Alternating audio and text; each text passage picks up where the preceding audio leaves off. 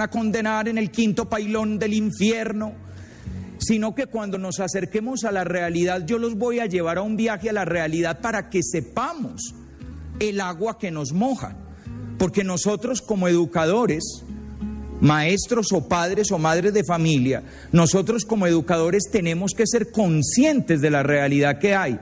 La realidad no es buena, la realidad no es mala, la realidad es la realidad.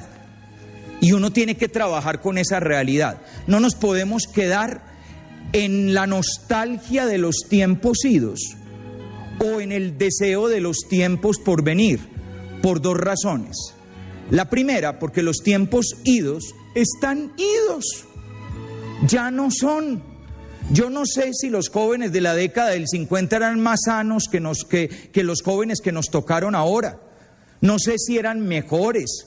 No sé si el hecho de que la muchachita a los 18 años recibiera al novio por la ventana, con la vigilancia de la abuela que estaba bordando ahí en la sala, y un perro, no sé si eso era mejor que la muchachita atendiendo al novio en la pieza de ella con la puerta cerrada, la grabadora a todo volumen y los dos oyendo, el iPod a todo volumen y los dos oyendo música del mismo iPod, un cable para allá, otro cable para allá y para que alcance el cable bien cerquita, el uno del otro. El problema no es si es mejor o es peor, el problema es que vivimos en el año 2008 y no en 1958. Y el duelo, porque hay gente que esto le cuesta un duelo, el duelo de aceptar que el mundo de hoy es otro mundo, lo tenemos que elaborar. No nos podemos quedar en la melancolía, la morriña. Ay, es que antes éramos respetuosos. Listo, hoy es lo que es. Estos niños y jóvenes de hoy son lo que son. No tienen la culpa de ser lo que son, porque este es el mundo que les tocó vivir y no tienen otro. Los que tenemos más edad podemos hacer comparaciones porque nosotros tuvimos otro mundo y ahora tenemos este, pero ellos no tienen otro mundo que comparar. Por ejemplo, ya cayeron en la cuenta de que los pelados que tienen hoy 18 años siempre han vivido en un mundo en el que no hubo muro de Berlín.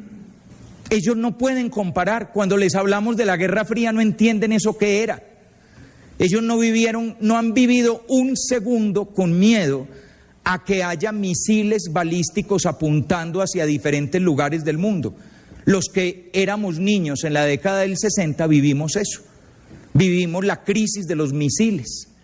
Vivimos esa tensión de los espías con acento de Frasco, Carrasco, que hablaban así como rusas. Y hoy en día no. En cambio, ellos viven en un mundo del terrorismo que tumbó las Torres Gemelas.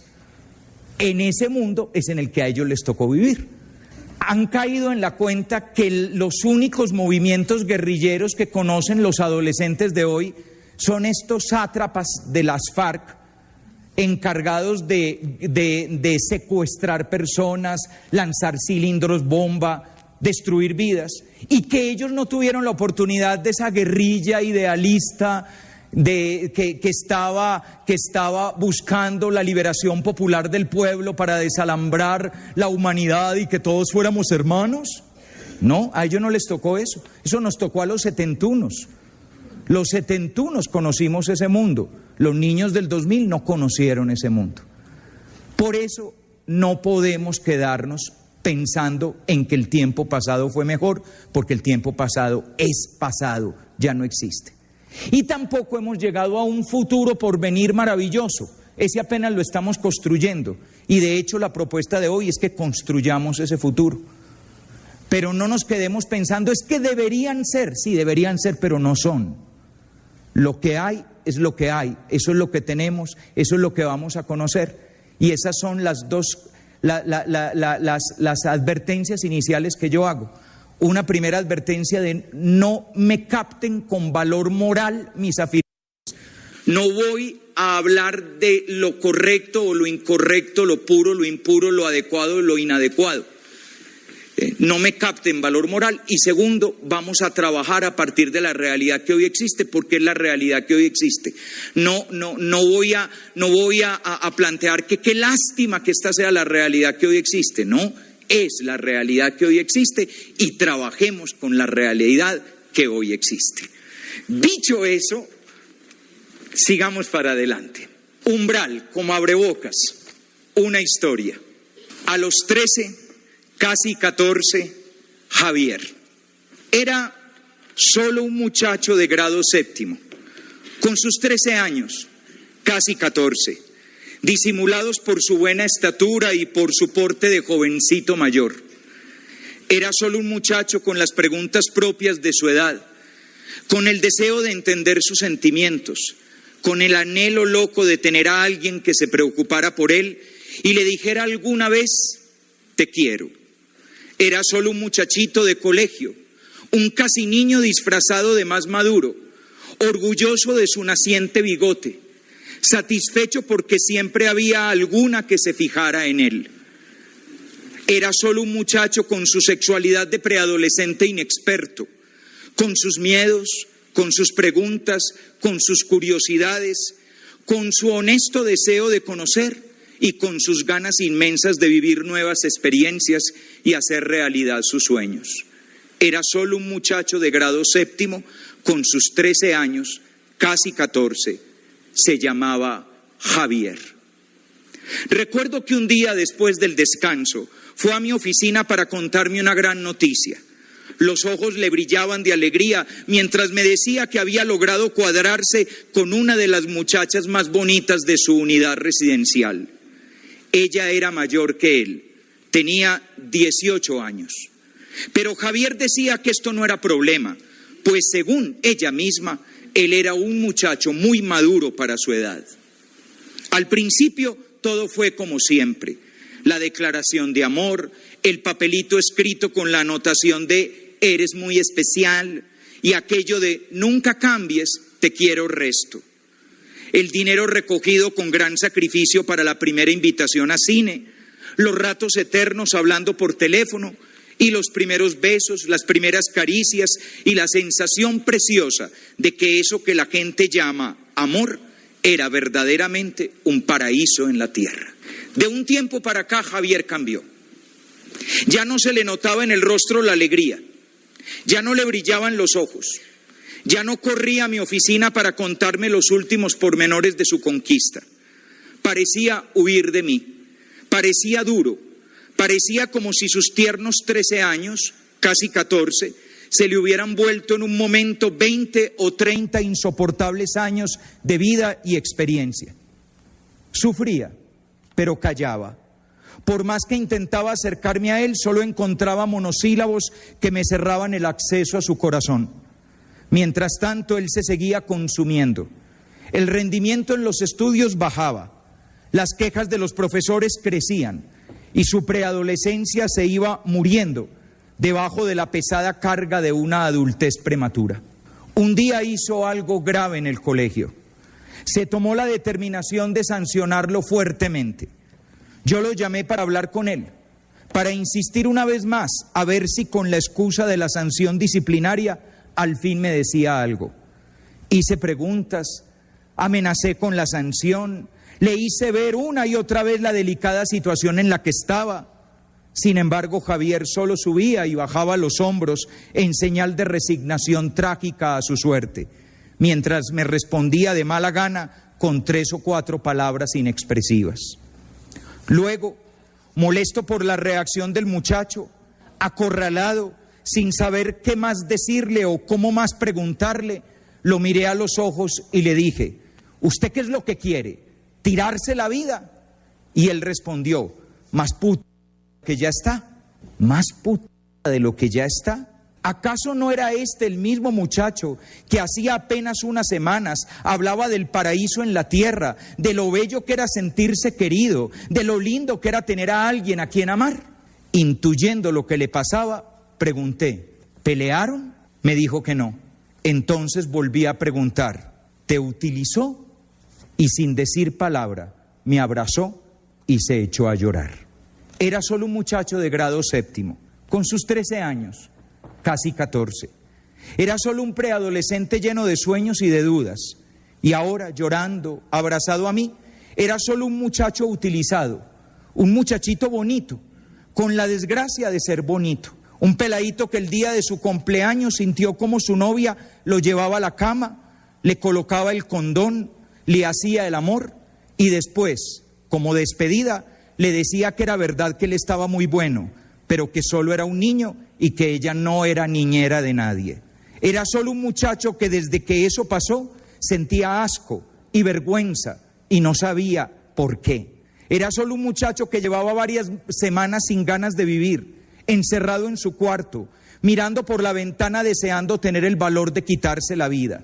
Era solo un muchacho que sentía que su vida había quedado tirada, que ya no valía la pena creer en paraísos en la tierra y que sentía con dolor que los juegos de la infancia se hubieran marchado para siempre. Era solo un muchacho que no podía entender por qué su primo lo felicitaba por algo que a él lo hacía sentir avergonzado y por qué los amigos lo envidiaban cuando él preferiría morirse. Era solo un muchacho asustado, un casi niño del que habían abusado sexualmente en nombre del amor, la libertad y la masculinidad. Era solamente Javier. Y mientras yo lo consolaba, mientras procuraba hacerle entender que esta estúpida sociedad machista cree que nos hace grandes cuando nos rompe el corazón y nos pone a vivir a la altura de los genitales, yo pensaba en todos los muchachos y muchachas de alma rota, todos los otros niños y niñas víctimas de las burlas y los insultos de quienes los presionan para que se inicien pronto sexualmente, víctimas también de aquellas personas a las que ellos y ellas quieren amar, pero que solo desean poseerles como se posee un objeto hermoso y nada más.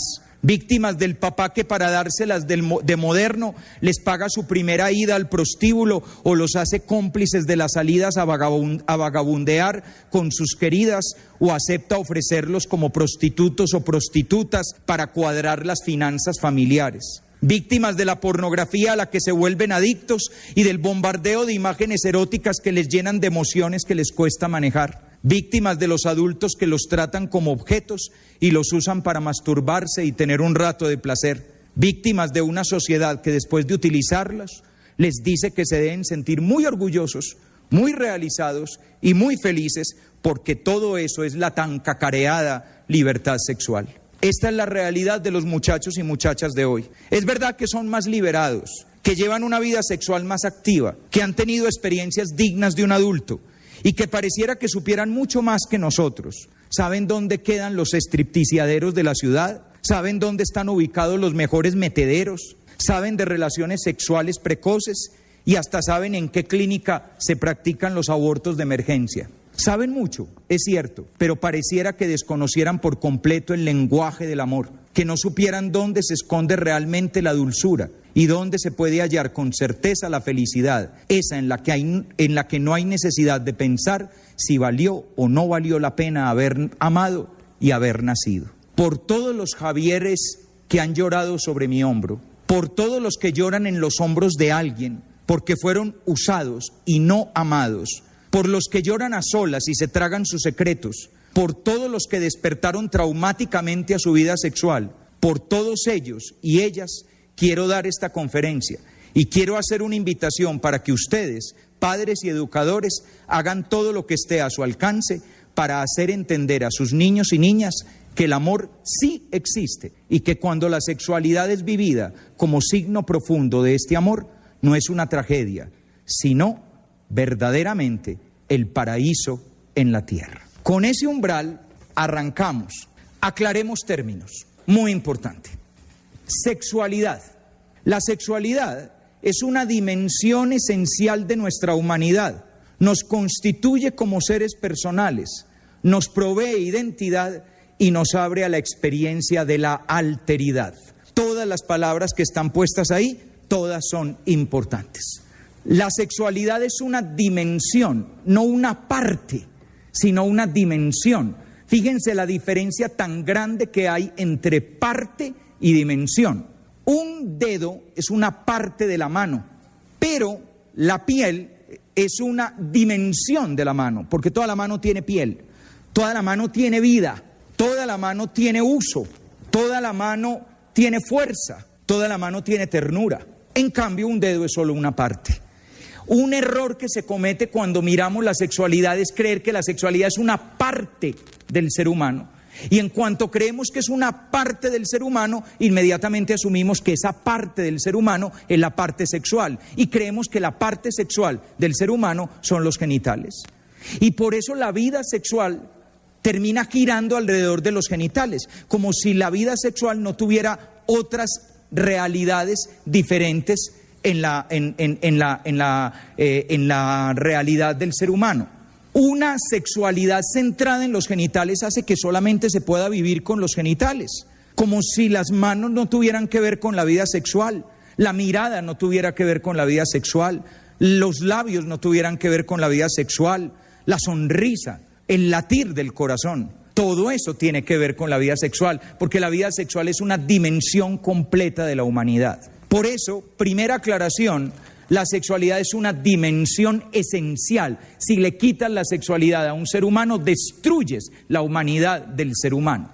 El ser humano tiene sexualidad y no puede dejar de tenerla. Lo que pasa es que la sexualidad se vive y se ejerce de diferentes maneras.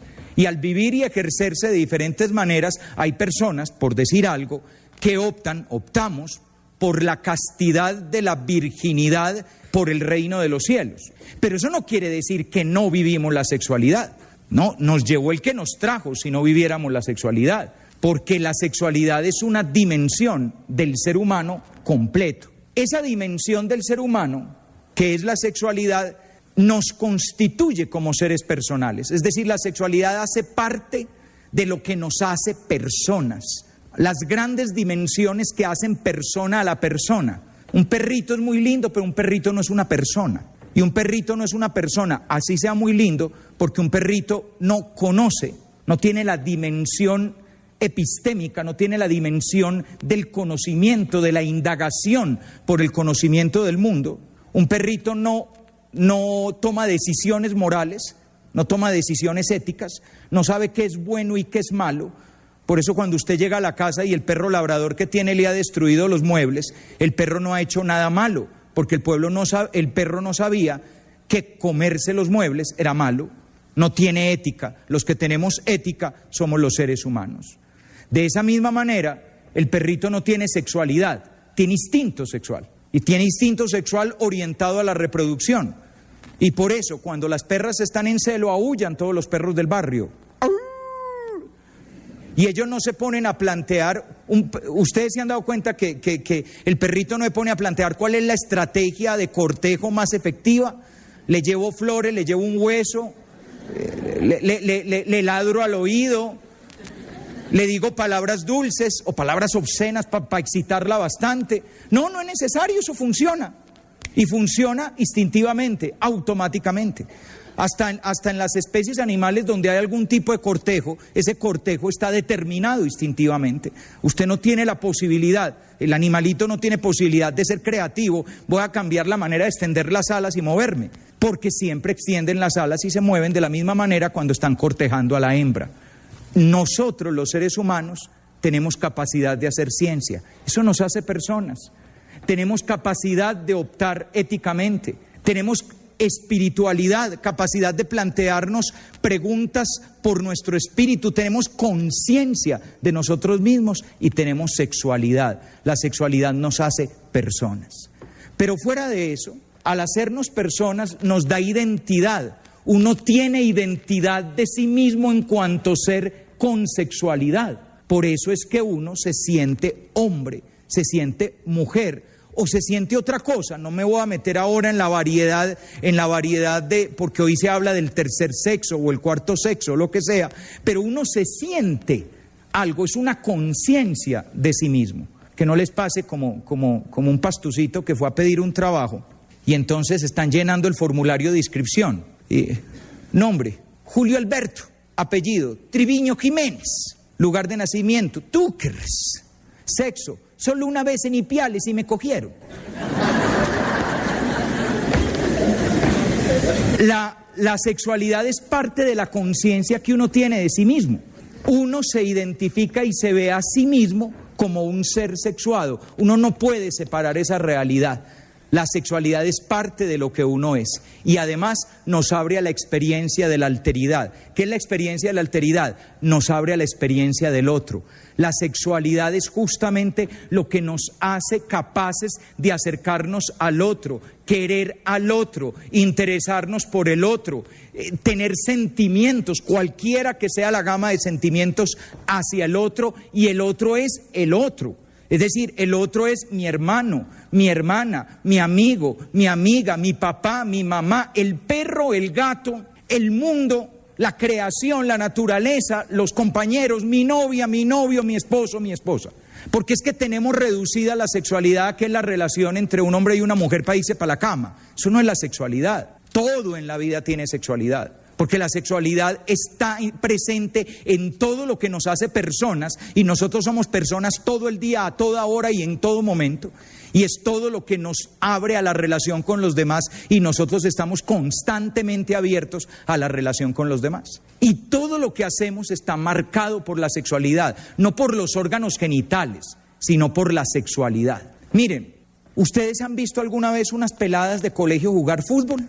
En el colegio de nosotros tenemos unas niñas muy buenas para el fútbol. De hecho, una de ellas está ahora en la selección sub-17 que va al Mundial. Ojalá la lleven porque como que la convocan, la desconvocan, la vuelven a convocar, tienen un grupo flotante. Es una niña de un gran dominio del balón, pero de todas maneras, ¿es igual a cómo juegan los hombres? No, ¿por qué?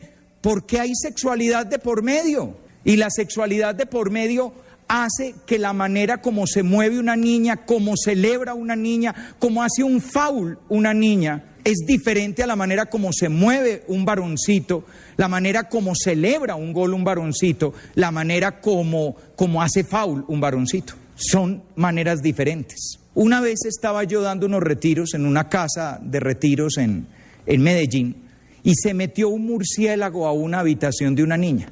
Yo ya lo sabía, les había dicho, hasta mañana, mis amores, nos vemos mañana y tal.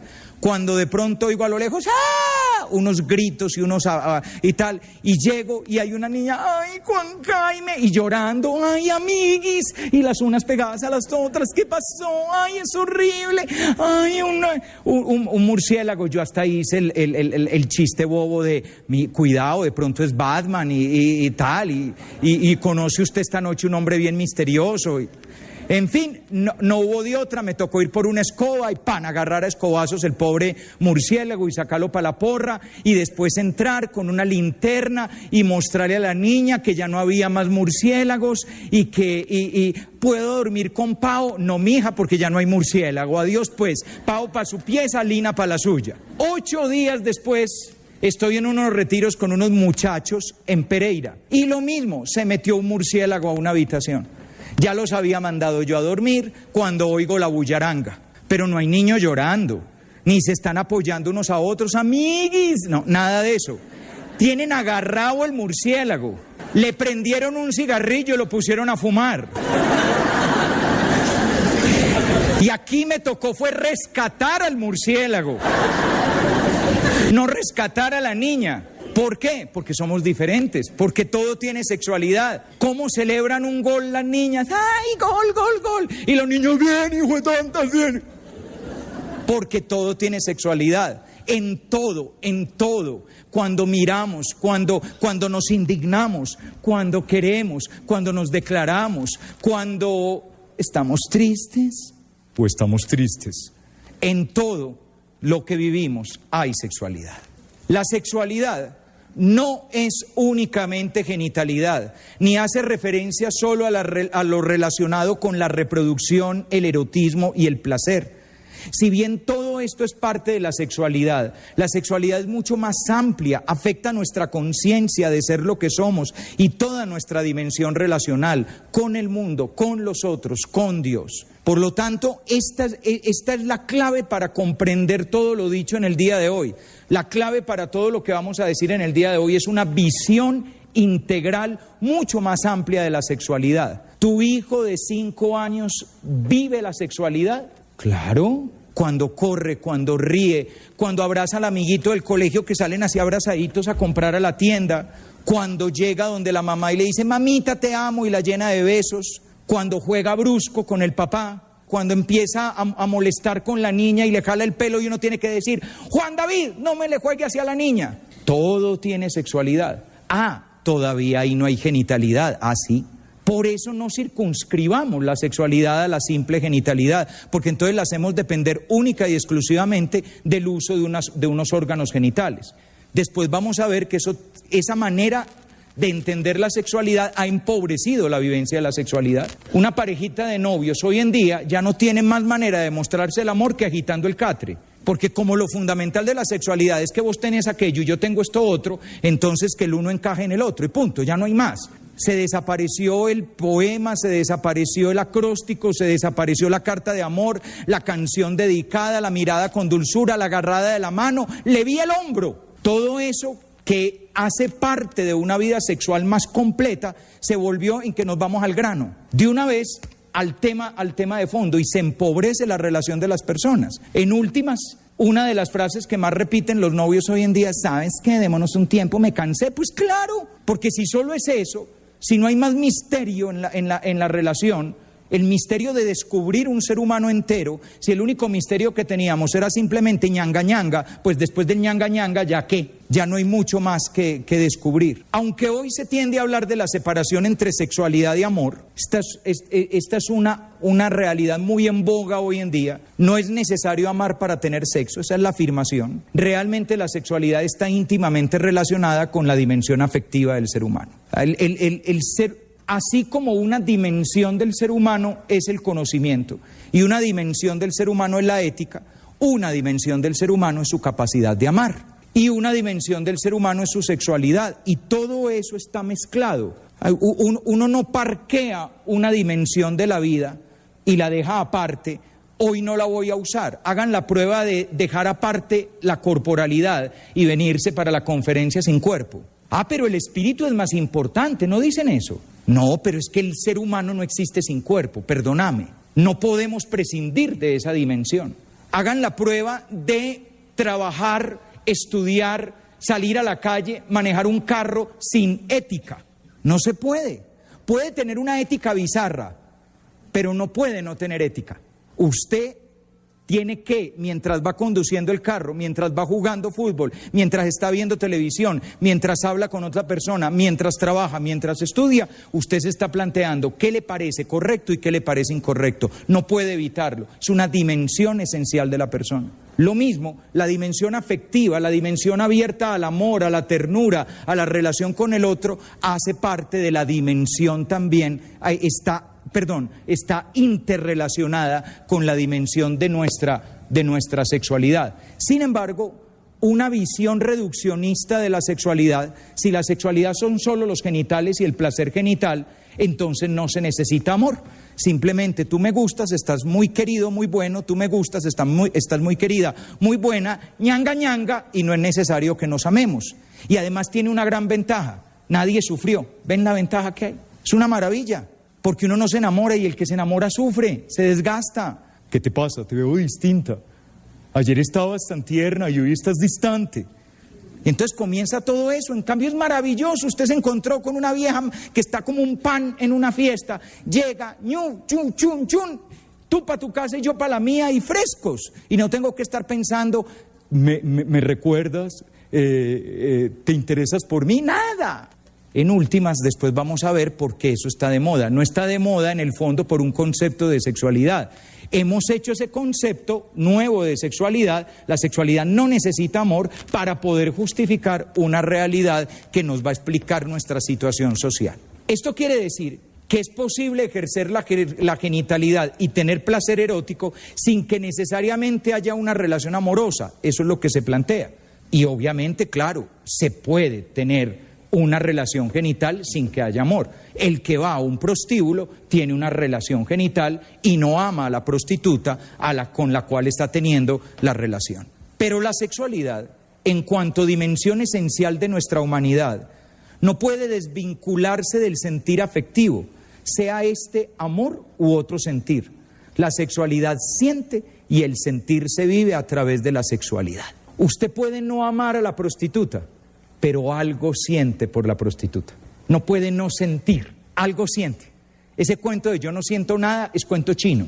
Uno algo siente lástima, o siente vergüenza, o siente asco, o siente conmiseración, o siente interés, o siente curiosidad, pero algo siente, porque las dimensiones del ser humano están unidas, y de la misma manera que usted no se puede quitar el cuerpo para ir a un lugar, no se puede quitar la dimensión afectiva para vivir la sexualidad. Las aclaraciones previas son fundamentales para comprender la educación sexual como una realidad que atañe a la formación integral de las personas y no únicamente a realidades parciales de la vida sexual. ¿Qué quiere decir eso? Educar en la sexualidad es educar a la persona para ser persona, no únicamente educarla para usar los órganos genitales o para prevenir enfermedades de transmisión sexual o para prevenir embarazos. Por favor, no reduzcan la educación sexual a los 2 o 3 tópicos que le interesa a la sociedad, sino que ampliemos la educación sexual a todo lo que tiene que ver con la formación de un hombre completo, de una mujer completa. Educar en la sexualidad implica, por lo tanto, educar para el conocimiento y la aceptación de sí mismos, para la construcción de la propia identidad personal, y para el descubrimiento y la vivencia de la relacionalidad con el mundo, con los otros e incluso con Dios, con la idea, cualquiera que sea la que se tenga, de Dios. Educar en la sexualidad, si ustedes se fijan, tiene dos grandes dimensiones. Es educar en la construcción de sí mismo. Recuerden que la sexualidad nos hace personas, por lo tanto, educar la sexualidad es educar lo que soy, conocer lo que soy, valorar lo que soy, aceptar lo que soy, amar lo que soy. Pero al mismo tiempo, educar en la sexualidad es aprender a relacionarme con todo lo otro. Lo otro es fundamentalmente el mundo, los demás e incluso la idea de Dios que tengamos. Todo eso se vive a través de la sexualidad y por lo tanto es necesario educar en la sexualidad para vivir todo eso. Lo anterior, esa manera de ver las cosas, supera por mucho la tendencia a ver la educación sexual como una simple preparación para el erotismo o para la prevención de las dificultades que conlleva el ejercicio de la genitalidad. O sea, esta es una visión mucho más global, mucho más integral, que supera simplemente... Vea, a mí, cuando yo era peladito, empezó a entrar en boga la idea de la educación sexual. Y no se me olvida qué era. Yo creo que cuántas veces vimos en una filmina, no eran las diapositivas de computador de hoy en día, sino la máquina aquella de diapositivas, de filminas. ¿Cuántas veces en una filmina vimos que aquí estaban las trompas de falopio y que venía no sé qué y hacía así, que bajaba y que subía y ahí se formaba? Eso todos los años volvían a dar la misma clase. Como si el problema de la educación sexual es vos que tenés adentro, vos que tenés afuera y eso cómo funciona. Que normalmente eso a la larga se sabe. Por favor, muchachos, ¿ustedes de verdad creen que un pelado de 16 años no sabe que existen los condones y que necesita que el profesor de ciencias naturales le cuente?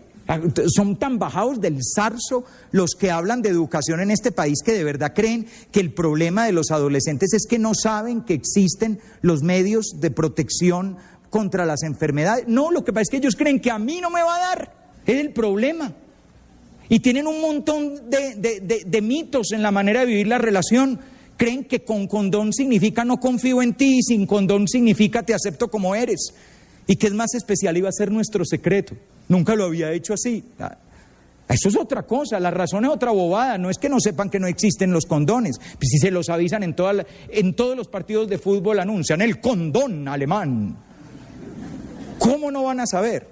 Entonces, esto es un reduccionismo de la educación sexual. Asimismo, esta visión de la sexualidad nos lleva del concepto de educación sexual como información a la educación sexual como formación integral de la persona humana. Hoy vivimos en la sociedad de la información y como el que no ha visto a Dios cuando lo ve se asusta, a la sociedad de hoy le está pasando algo, que está descrestada con el montón de información que hay. Por eso, si ustedes se fijan bien, hoy hay gente que está convencida que un colegio es mejor si tiene computadores y si esos computadores tienen acceso a Internet, porque están convencidos de que los computadores y el Internet educan y malas noticias. Los computadores procesan información y el Internet tiene información.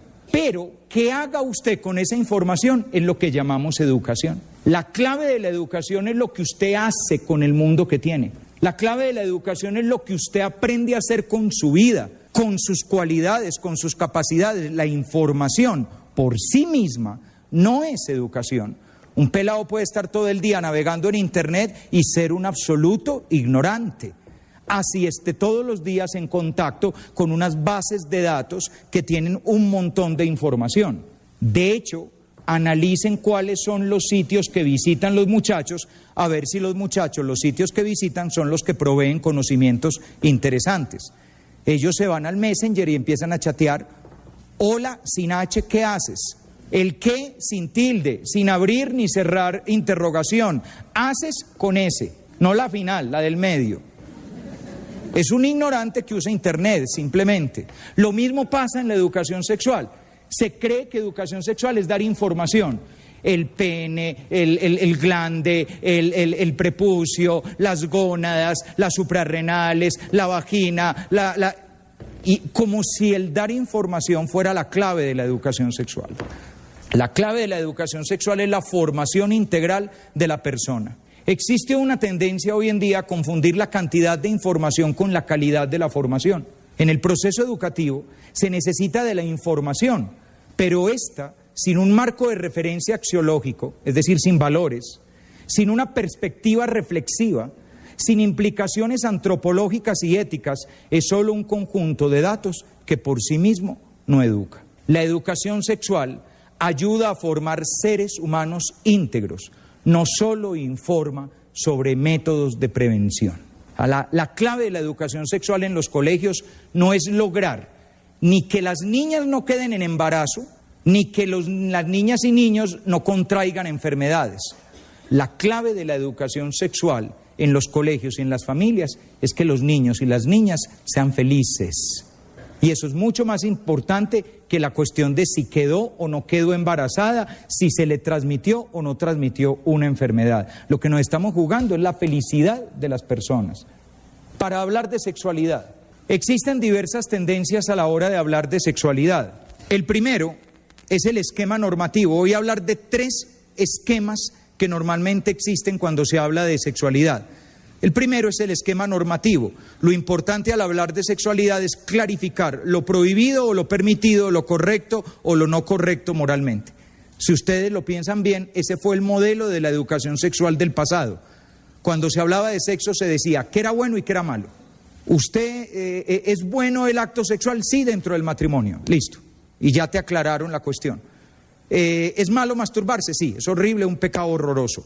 Segundo, el esquema informativo. Lo importante al hablar de sexualidad es ofrecer un conjunto de datos y dejar las consideraciones éticas a cada persona.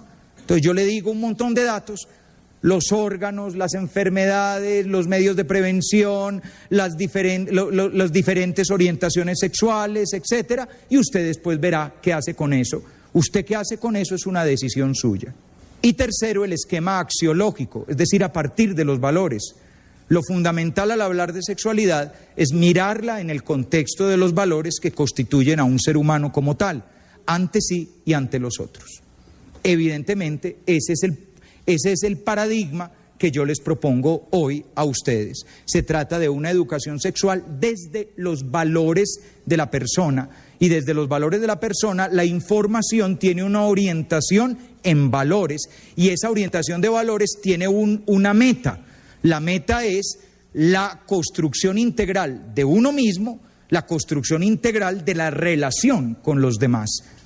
Las diversas formas de tratar el tema de la sexualidad están relacionadas con la forma como históricamente en nuestra cultura se ha accedido al tema sexual.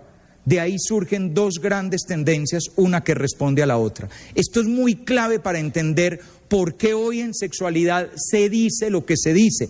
Sobre todo, ¿por qué la gente en los medios de comunicación, los columnistas de los periódicos o de las revistas, por qué dicen lo que dicen, por qué reaccionan como reaccionan ante afirmaciones de la iglesia o cosas por el estilo. Eso se entiende viendo los dos grandes modelos de afrontar el tema de la sexualidad que ha habido a lo largo de la historia. Puede haber más, yo me voy a centrar en estos dos. Primero, lo que llamo yo la visión pesimista de la sexualidad. Es una tendencia a ver la sexualidad como una realidad inclinada per se a la pecaminosidad, a la concupiscencia y a las inclinaciones pasionales o bajas del ser humano. Fíjense, todas las palabras tienen una carga impresionante. Pecaminosidad, lo pecaminoso. Piensen ustedes, ¿el dedo tiene algo pecaminoso? Uno puede hacer cosas muy mal hechas con el dedo, por ejemplo, hundir un botón que destruye el planeta, pero a nadie se le ocurre que un dedo es pecaminoso. En cambio, ese sí es pecaminoso. ¿Ven? La concupiscencia. Cuando se habla de la concupiscencia, alguno de ustedes está pensando en esa atracción malsana que siente un funcionario público por pedirle a una empresa que le pase dinero debajo de la mesa para darle la licitación de la construcción de un túnel. No, cuando hablamos de concupiscencia, estamos pensando en esa atracción malsana por el cuerpo de alguien. Ven, están pensando en sexo. Eso es esta visión. Pasiones bajas. ¿Bajas por qué? ¿Porque los bajitos tienen pasiones? ¿O pasiones bajas porque la zona erógena es baja? ¿Ven toda la carga que tiene este lenguaje? Es impresionante. Cuando usted le habla a alguien de pasiones bajas, la persona no está pensando, uy, sí, yo soy muy egoísta. No, la persona, las pasiones bajas, pues claro, todas esas pasiones bajas, el alboroto promiscuo, de ahí surge el ver la sexualidad como un tema tabú. Tabú significa intocable, de eso no se puede hablar, o se habla bajito. Yo digo mucho que cuando uno está confesando, uno sabe cuándo el pelado empieza a hablar de sexo. ¿Por qué? Baja la cabeza y mira para el piso, porque es el tema del que es difícil hablar. El pelado llega y, no, pues, que soy resto de grosero con mi mamá, y me duele porque, pues, ella es muy bacana conmigo, y he estudiado poco. Baja la cabeza y se atragantan las palabras. ¿Ven? Ya, va a hablar de sexo. Ya sabe uno que te tocaste a aquello, hombre, ¿no? Muy bien. Esto lleva a concebir el tema de la sexualidad como tabú e incluso concebir la corporalidad misma como elemento secundario, cuando no decadente de la vida humana. O sea, de aquí surgió una visión de que el cuerpo era como la parte maluca de nosotros. Incluso durante una época en la historia de la humanidad, pareciera como si el alma, que es la buena, vive dentro de un cuerpo que es el malo. Y el alma quiere subir y el cuerpo quiere bajar. Y el alma quiere progresar y el cuerpo a no dejarla. Entonces por eso el cuerpo hay que dominarlo. ¿Y cómo se le domina? Dele ayuno, mortifíquelo, hágalo sufrir a ese desgraciado para que aprenda, porque es que el cuerpo es como un caballo desbocado que toca controlarlo, porque donde usted lo deje moverse, el cuerpo lo lleva a quién sabe dónde. Todo esto proviene de esta visión. Esta visión tiene de fondo conceptos neoplatónicos, estoicos, del judaísmo tardío y de una teología moral pesimista ante el cuerpo, el sexo, la mujer y el placer. Ay, muchachos, yo hoy no puedo dar una clase de filosofía de todo esto, pero lo digo resumido. Los pobres cristianos, cuando empezaron a intentar defender su fe con argumentos teóricos, no tuvieron más remedio que agarrar la filosofía que tenían a mano. Y la filosofía que tenían a mano era la filosofía neoplatónica.